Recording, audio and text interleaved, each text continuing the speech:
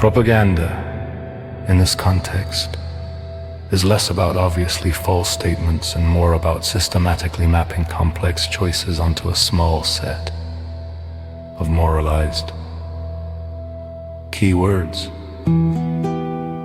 Freedom, liberty, democracy, security, support for the troops. Skepticism about a particular war or operation is easily reframed as skepticism about those values themselves.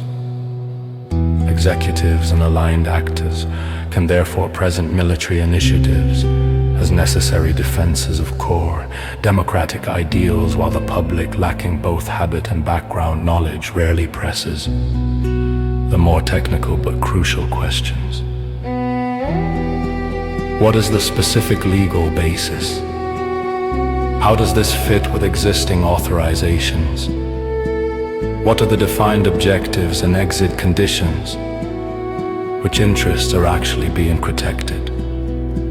For those who operate and benefit from a globally active security state, this arrangement is pragmatically advantageous. A large electorate that is emotionally engaged but structurally underinformed is much easier to mobilize in support of broad narratives, and much harder to organize around specific institutional constraints or reforms. It allows high-impact decisions on war, surveillance, and economic coercion to be made within relatively small circles of executive and security elites, with only limited, delayed, or symbolic challenge from the broader public. The formal architecture of democracy remains visible. Elections, hearings, votes, constitutional language, but its capacity to impose sustained, informed control over the use of force is weakened. At the same time, this infantilization is strategically destructive. It degrades the feedback loop that is supposed to connect citizen judgment to state action, increasing the risk of miscalculation, overextension, and policy inertia.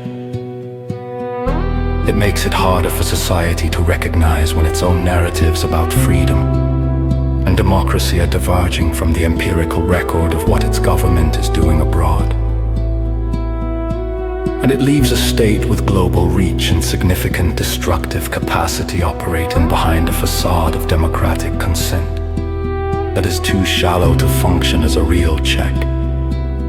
The image of a Goliath covered in the appearance of a democracy describes a system where the outer forms of self-govern endure, but the underlying distribution of knowledge, incentives, and control ensures that decisions about war and peace are made with limited transparency and limited genuine input from the people in whose name they are carried out.